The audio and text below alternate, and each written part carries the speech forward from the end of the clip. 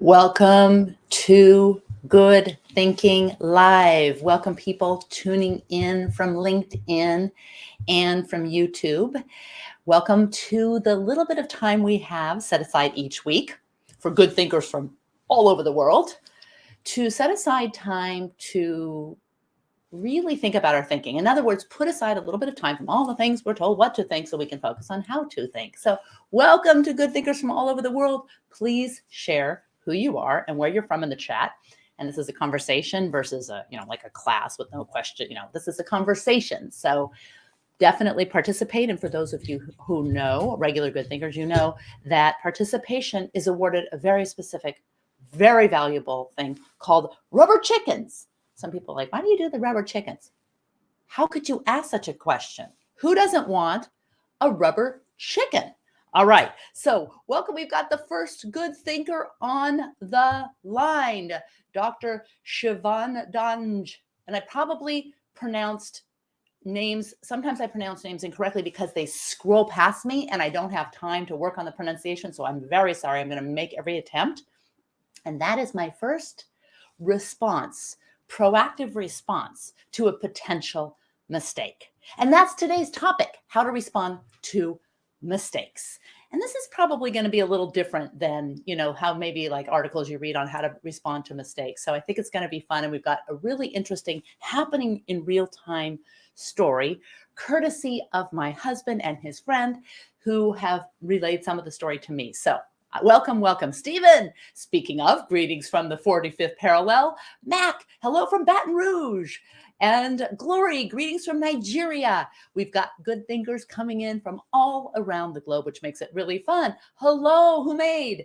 Welcome. Abdurrashid, regular good thinker. Welcome. I'm glad to see you on the show. Again, streaming from YouTube and from LinkedIn. And if you want notifications, you can follow on LinkedIn, Becky Saltzman, and you can also subscribe on YouTube to Becky Saltzman. We don't do a lot of like fancy stuff after the fact, but we do have the live stream and you can go to live streams and definitely participate in both places. Aha, Gokul, greetings from India, and Gloria, hello. Peace, yay, welcome, peace. And hi from Dubai, from Amran, and hello, Kim.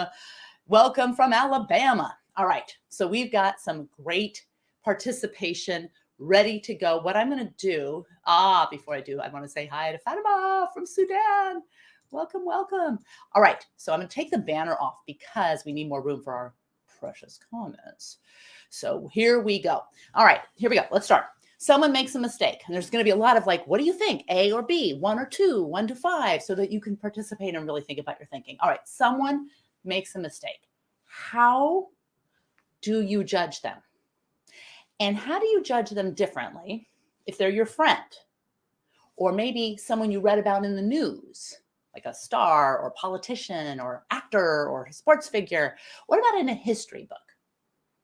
What about a history book from 50 years ago or a history book from 2,000 years ago? How do you judge?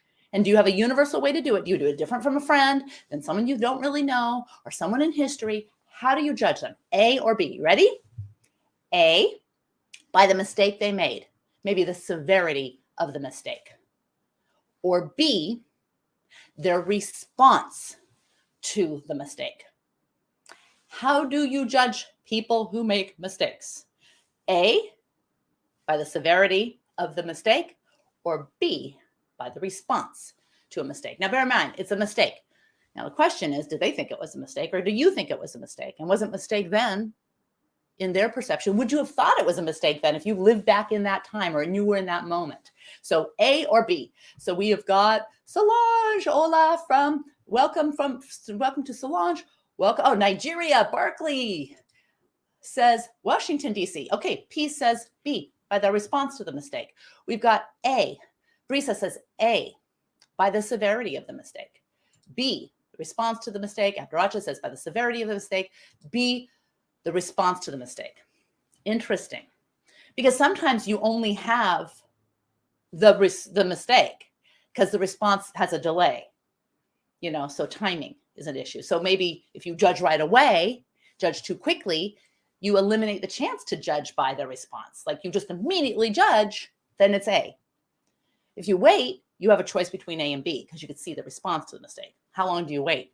What if it was back 3,000 years ago? Okay, we've got, Imran says B. We've got B. We've got B. Kanisha, hi from Atlanta. Usman, hi from Pakistan. Miles says, I would like to say B, but it can vary depending on the context of conversation. I love that. I think a nuanced answer always, I mean, all you participants get a rubber chicken, and Miles is going to get 2 because of, a little bit of nuance to the answer. Woohoo! I think it's right too. So we're not allowed to say both, right? Okay, you're allowed to say both. Ray says we're not allowed to say both. And that's probably, it's probably more accurate, but part of it is timing. Like if there is not a response to the mistake, then you're just left with judging the severity of the mistake, or you are not sure that the response to the mistake was good enough. So you don't rely on that response. You just rely on the severity of the mistake. So let's toss out some potential mistakes. We're going to do one that could happen to us, and then we're going to do one that is happening in real time in business right now. And there really hasn't been, because it hasn't really played out. I don't think there's a lot have been, I don't know if any has been written in like the business books or the business examples. So we might be the first. So let's try it. All right. We've got some B's. Thank you from Evanston, Illinois, Miles. Oh, okay. So here we go. A friend tells you about a job they just applied to. It's the perfect job. It's the perfect job. The friend is super excited. The friend needs this job. You're close with this friend. It's also a perfect job for you. And you're just starting to plan to think about looking for work, maybe leaving your company, maybe getting work, maybe you've been unemployed. But you also happen to know the hiring manager. And you bump into this hiring manager at the grocery store and they tell you about the job. And you mention that, yeah, I know about this job. My friend so-and-so applied for this job. And you talk up your friend. So-and-so, my friend is great. Oh, great candidate, great person. You talk up your friend. You're a good friend. You support that friend.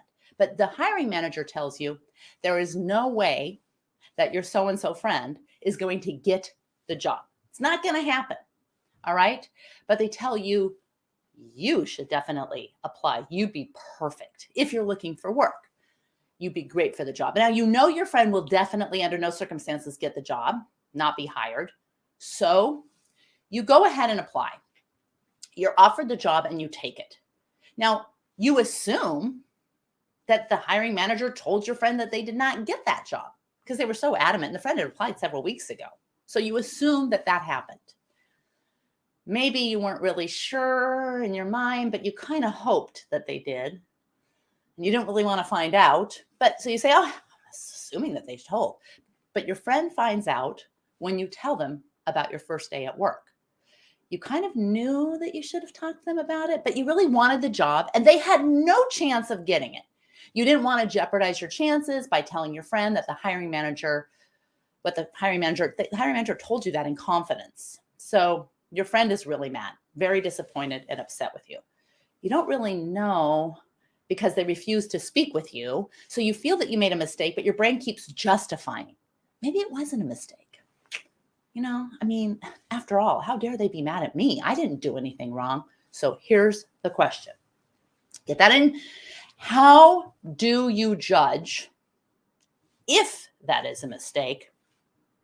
And what role does justification play in blocking you from acknowledging even a little tiny bit of a mistake that you could acknowledge and learn to create a better response in the future? So how do you judge your own mistakes? How do you judge your own mistakes? Now, I can tell you how I judge other mistakes, people's other mistakes. I see them and I'm like, that's so obvious. What an idiot. My own mistakes. My own mistake in that situation at the grocery store with my friend. How do I judge that mistake? Do I want to beat myself up, feel like a horrible, unethical, bad friend? No, I don't want to feel that way. But sometimes we lose our way. We all make mistakes. We're human.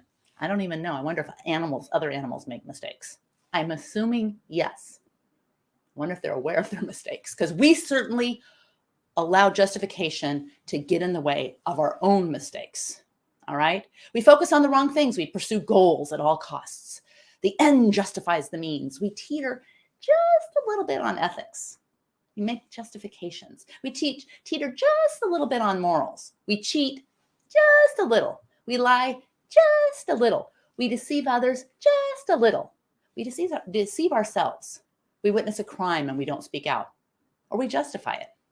Well, that's because this group of people deserved it. All right. So we've got some answers. When you find out that they have already found another solution, but how are you in control of controlling your mistake if you have to wait? Because if that never happens, what do? I think it's interesting. That's a good one to think about. By challenging my assumptions and beliefs. Absolutely. So maybe you challenge the assumption that the hiring manager told your friend and you owed it to that friend. That's a good friend. All right. So maybe you challenge that assumption. Can you be a good person and still exercise poor judgment? Can you be a good person and still exercise poor judgment? Yes or no? Yes or no? Can you think of moments when you haven't been the friend your friends deserve, or the partner your partner deserves, or the child your parents raised, or the person you want to be, the person that we think that we're capable of being? All right. Can you think? Because I can tell you right now, I can think of it every day a little bit. And if I justify and I justify and I justify, how can I acknowledge and learn from my mistakes? And that's a little hint at what we're going to do. All right, we make mistakes. Well, mistakes are done. Learn from the experience and move on. How do you, I just gave you a scenario. We say those things. How do you learn from mistakes that you make if you can't interrogate yourself, if you justify, not Imran, me, us, ourselves, what role does justification play in blocking us from being able to learn from our mistakes? Okay, Adraja says, I embrace my mistakes when they're mirrored back to me. I try to follow the pattern and learn from them to interrupt next time. Fantastic. We've got some rubber chickens coming on. All right, let's see. We've got be more, okay, exit with me than with others. Fantastic. Okay, I love it. I should never assume. Yeah, assuming isn't beneficial unless you use your assumptions to look for assumptions and then challenge them. So you can use them as little markers, things that you shouldn't do. Oh, there it is. There's an assumption. Miles says, I often realize that I could do something better after I've already made a decision, like applying for a new position. I need to write down the better way and capture it so I can potentially do better follow-up. Okay, that's a really great point. And also a hint when we get to the story and the end of what I think might be a unique perspective on how to respond to mistakes for yourself. Because before you can start judging how other people that are your close friends, or people that are not like you, or people that you really don't like, or companies or groups of people that have identities that are different from yours, before you can effectively assess mistakes, both response and the severity of the mistake, you got to be able to do it for yourself. All right. So Ray says, not sure I would have taken the interview. If it were one of my best friends, I hope I would have passed to preserve the relationship. Others help us see mistakes, and here my friend would be telling me I screwed up. I don't disagree with you. I think I agree with you, but then it depends on how badly I needed the job. That's the other thing. So if that was destitute, I was desperate. All right. So we got SWOT analysis. Excellent. SWOT analysis is great. And hopefully that SWOT analysis is done after an action or a decision is made. Before a decision, not after, before a decision is made. But we can't do SWOT analysis realistically with every little thing we do. So ask others, people we respect, what they do. Excellent. I love it. Mistakes should only be linked to the outcome. Do you think mistakes should only be linked to the outcome? I can tell you, at Applied Curiosity Lab, our specialty is decision-making, and decision-making with critical thinking and applied curiosity. So one of the things in the decision-making training that we do, high-stakes decision-making, is really learn to separate the decision process from the outcome, because outcome is infused with so much uncertainty and so many things that we can't control, that if you focus too much on the outcome. So I blindfold myself. I walk in the middle of the freeway because I want to go viral. I want people to put it on YouTube or TikTok and make me go viral. So I put this blindfold on and I walk in the middle of traffic and I make it across. Was it a good decision? No, I mean, it was fine. It had a great outcome. I was safe. The video went viral, but it still wasn't a good decision. So I think separating the mistake from the outcome is helpful. It isn't necessarily practical unless you practice. So I think that's a really, that comment gets a good rubber chicken because I think it's really thoughtful. Okay. Abdurrahman, justification is the process that our subconscious uses to avoid feeling the stress that came from when we make mistakes. Absolutely. And the role of justification is like a warm blanket over our mistakes, but it also prevents us from preparing for the chill. And that is one of the biggest challenges with justification. So we have assuming it's a phobia will spoil us if it occupies us. Okay. All right. So we said, so Usman says, can you be a good person and still exercise good judgment? Is that what you're saying? A2. Fantastic. All right. What about this real thing? Let's spend the last half of our session with this real life scenario and then what you would do. So here we go. The Ford Bronco is this car that was iconic. There were 5 generations of Broncos that were sold from 1966 to 1996. Those were all the model years. And then there was a 25-year hiatus where Ford didn't make the Broncos. So in 2021, they launched their new Ford Bronco line of SUVs. This was the 6th generation. So you can imagine people were excited. Sales were through the roof. And then on March 8th, 2022, so a year ago, Ford announced that it had to stop taking orders for the new Broncos. They couldn't keep up with the high demand for the product. So how did this mistake happen? Well, COVID, who could have known? No one could know that there is a potential of some kind of something, disrupting supply chain. Like you couldn't have known that a pandemic like we've never had a pandemic in our entire history of humans civilization to even consider what that might look like. They cited a number of production issues Ford did, stemming from challenges of the hardtop roof and lack of semiconductor microchips. But none of these are unheard of in manufacturing. So now that the mistake was made, how did Ford respond? All right, think in your mind, how did they respond? Don't look it up. Let's do it. Barclay says, it's hard to claim to have learned from a mistake without doing something to fix it. And if the fix was planned from the beginning, like repairing the relationship with a friend, was something new actually learned? All right, profound. Great question. I think the strategy for how to respond to mistakes that we're going to get to might help answer that a little bit. Over advertising and branding. Okay, fantastic. That's how they respond. How do they respond? Well, number one, they responded to these problems, these mistakes in anticipating supply chain issues or whatever. They responded to these by stopping orders. And they gave dealers a really tiny limited amount of time from March 8th to March 15th at 10 p.m. to complete the order verification process for all the new 2022 model year truck orders. And this meant that if you had a Bronco reservation, but you hadn't converted it to an order, you had to do it really quickly, unless you wanted to wait for the 2023 model, which you'd have to assume is going to be a little bit more available and they get their stuff together. They also announced big changes to the models that were coming for 2023. So that was kind of an interesting thing. So they said, okay, we're not going to you got to hurry and finish your orders. We're going to stop if you already have a reservation in, we're not taking any new orders. So you got to convert your reservation to an order or you can get in line for the 2023 model. And by the way, it's going to be awesome. So you're kind of like, what do you do? So people like to say we're all human. We all make mistakes. Well, what about companies? Aren't companies just a bunch of mistake-making humans? I mean, companies aren't like a thing. They're just a bunch of humans. Someone up higher up had a bad day. They had an argument with their spouse. They made a bad decision as a result, or they had a stomach ache, or they couldn't go into the meeting. All of these things are how companies make mistakes. They're us. They're just a bunch of individual people. What mistakes are you most tempted to hide from others? And what kinds of mistakes are you most tempted to hide from yourself? Now, Ford is sitting with this mistake. So if you're really brave, you could put in the chat, what mistakes are you most tempted to hide from yourself?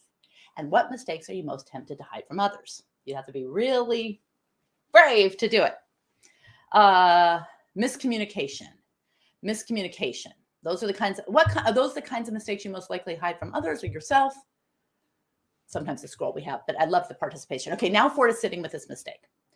Who was the one person or few people who secretly or publicly felt responsible for the mistake that became known in the marketplace as Ford's mistake? Ford's mistake. Because Ford, like all organizations, is just people. And Ford couldn't hide from it. The response to stop taking orders was a response. But at some point, if they hadn't done that, people wouldn't get their cars on the day that they had expected. So they really couldn't hide from it. So now that they decided that we better stop the orders, that's one decision. But should the response end there? Stopping orders and telling people, listen, get on the waiting list for 2023. What do you think? Should they do more?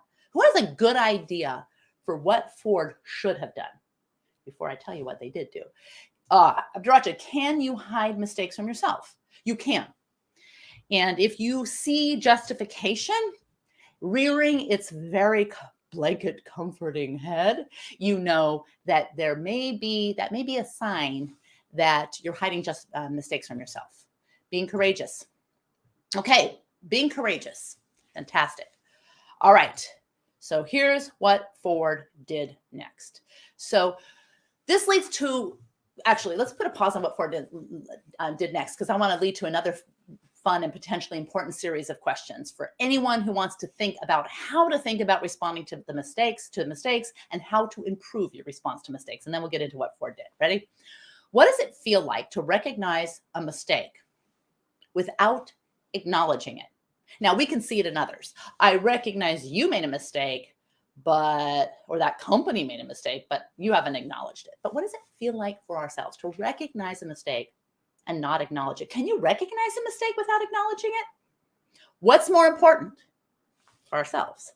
A, recognizing mistakes, or B, and I'm not talking about acknowledging it outright. I'm talking about acknowledging mistakes to ourselves. What's more important? Recognizing and acknowledgement. And what's the difference? Do you have to acknowledge do people have to hear the acknowledgement so you can recognize the mistakes internally, and is acknowledgement external, or can you acknowledge it yourself? What do you gain when you allow your brain to move from recognizing the mistake as your own or partially your own to acknowledging the mistake to yourself and to others? So we have Abdurrahman. When it comes to companies, they have a department that is in charge of risk management or the crisis management, similar to what happened with Pepsi and the needles. Fantastic, because that leads to, do you have a department in your mind to handle your own mistakes? It doesn't have to be a crisis, because we don't have to wait for a crisis to learn from our mistakes. Ideally, we learn from little mistakes, so we don't have the crisis mistakes. Do we have a management system in our minds? Fatima says, I'm not usually hiding mistakes, but if I would, I may hide myself from a stupid one. Okay, that's a legitimate, me too. Because I'm like, that was so stupid. Why did I do that? Like, I don't even have access to know why I did something that stupid. That's me. Abdurrahman, yeah, you can recognize a mistake without acknowledging it when you perceive the mistake as a defect in humans. Interesting. And Solange says, acceptance allows to review the process and correct it. Absolutely. Business development. And can you do that business development in your head? If I recognize my mistakes, help me acknowledge them. By recognizing, it helps you to acknowledge them. Yeah. Can you acknowledge before you even recognize? No, maybe it's in order. Miles says, I think we need to do both. Recognizing means being aware of the mistake. Acknowledging means accepting responsibility for the mistake, or even, excellent, fantastic, even partial responsibility. And you don't have to even acknowledge it out loud. Ray says, we need to acknowledge mistakes and say what we'll do differently next time if we want to change. And excellent, because we need to say that first to ourselves. Within the safety of our own minds, we can do this. We don't have to fall apart by poking and acknowledging our mistakes. For example, and I'm jumping ahead a little bit, then I'll get to Ford. I want to have a few minutes for the rest of the Ford things. It's exciting. So imagine you go to the gym and you really want to be able to lift 300 pounds. Now, I'm probably, realistically, look at me, I'm a middle-aged lady. I'm not probably going to lift 300 pounds because I haven't been a weightlifter. So, but I think maybe I can. So I look at someone lifting 300 pounds and I'm like, they can do that. I can't do that. So I try the 300 pounds and I can't do it. Is that a mistake? Like, I can't do that. Now, I would be like, no, that's obvious. I have to work toward lifting 300 pounds by starting with 20. I have to go to the gym and lift 300 pounds. So how can you, but I don't beat myself up just because I can't lift 300 pounds. I don't tear myself apart. I don't go, oh, no one. So by finding and looking at what are my goals, I'm not achieving these goals, is it a mistake to even put that goal out? Like just because I can't do something or I did something wrong, tried to lift 300 pounds and I couldn't do it, it doesn't mean that I need to tear myself apart. Just because I don't want to cover myself all the time with a justification blanket, doesn't mean that I need to then just lay myself bare. Like I'm going to be thinking I'm a horrible person if I acknowledge mistakes to myself. Like, we all make them, and some dumb ones, especially me. So just a little bit of resilience, and we're going to get into that in a minute. We'll get into one of my favorite quotes about that. Okay, so Mitchell says, I'm talking to others about mistakes, so I'm accountable for adjusting and changing actions for the future. Excellent, excellent. But about mistakes, whose mistakes are you talking about? Because it's easy to say, yeah, I'm going to help you with your mistakes. I'm talking about our own internal mistakes, because those are the mistakes that we see as Ford mistakes. Because person X who didn't consider the supply chain to the degree that they did or felt pressured or whatever, that's the mistake that was made. There's no Ford that made the mistake. It's a person or group of people. First recognize, and only that, so it will not happen again. Okay, excellent. Let's get to it. Let's get to Ford. Because what did Ford do?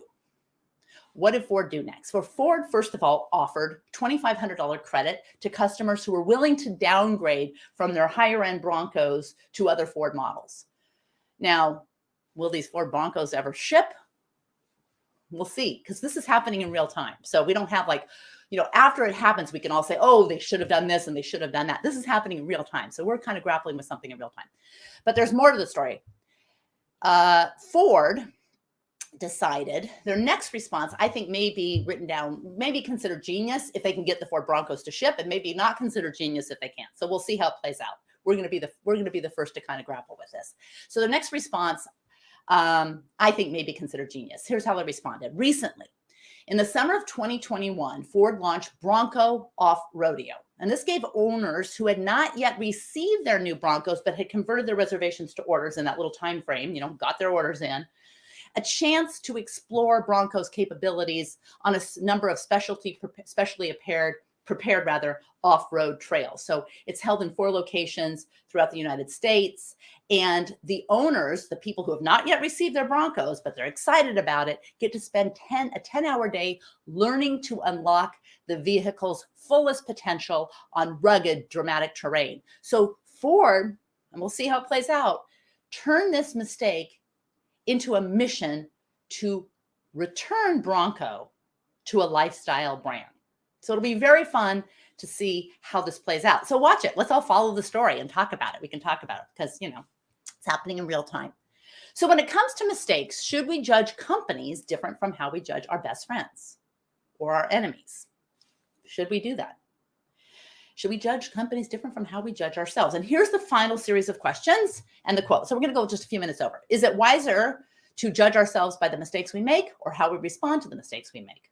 Is it wiser to judge others by the mistakes they make or the response to mistakes they make? Is it wiser to judge companies by the mistakes they make or the response to the mistakes they make? And here's the bonus question, because you think, well, shouldn't I judge myself the same as I judge companies? I don't know. What do you think? Yes? No? How should we judge history? By the mistakes made or by the response to mistakes made? And how do we think about that? I mean, should we judge history by the mistake they made that should have been known at the time, given the information that they had or history had, or by our response today to mistakes made back then? So mistakes made in 3000 BCE, we think it was a mistake. We don't know if it was a really mistake back then because we're not in their minds. We don't know what they knew. Or 10 years ago, that's a little closer. It's easier to judge at this point that that's a mistake. That was only 10 years ago or 100 years ago. But at some point, it becomes kind of ahistorical to judge back then a mistake that we think is a mistake now. So now we have to make a response. All right, now here's where things get tricky. What's the best way to determine who is responsible today for responding to mistakes made yesterday? Do we use how we look, like our identity today, and how well that ties into the people who made the mistakes back then? How do we do that? What about timing? Is the timing of response to mistakes relevant? How important is timing?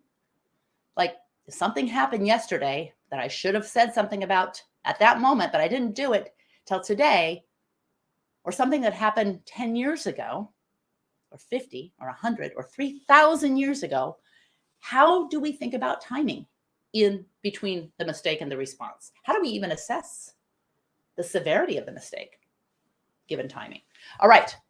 And Abdurrahman says, what do you mean by response? Okay, what do we mean by response? Could be anything, right? Responses look all different ways. The threshold for mistakes continues to get lower. We should strive for excellence, not perfection. Can you have a great response to a mistake, but still make it again? Yes, I think so, don't you? That's a really good point. What do you mean by response to mistakes?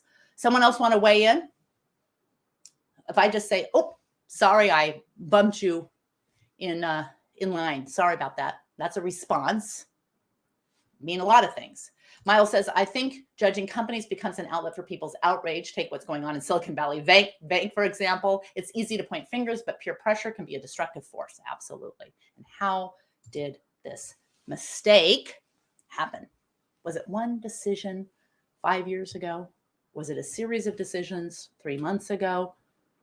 Is it something that should have been anticipated? Okay. So I love this quote from Warren. We'll just go a few minutes to kind of, so you have a tool for how to think about responding to mistakes. I think we've hinted. This quote from Charlie Munger, who is the vice chair and Warren Buffett's partner in Berkshire Hathaway. I love his quotes. He says, I hate, scratch that. He says, I like people admitting they were complete stupid horses' asses. I know I'll perform better if I rub my nose in my mistakes. This is a wonderful trick to learn. Do you think that rubbing your nose in your own mistake is a wonderful trick to learn? That's the question. So practice thinking about your potential mistakes. Practice thinking about responses, acknowledgments of your mistakes. This is important, as this is certainly something companies do. What if we did it ourselves? We can't even recognize our mistakes in order to practice if our only tool is our justification blanket. We all make mistakes, but this uncomfortable fact gets in the way of rubbing our own noses in our own mistakes. Now, it's easy to rub other people's noses in mistakes. I'm not talking about that. We got to start with ourselves to learn from them and think about responses, plan out responses that ultimately make your mistakes less poisonous to a flourishing life. So what do you think?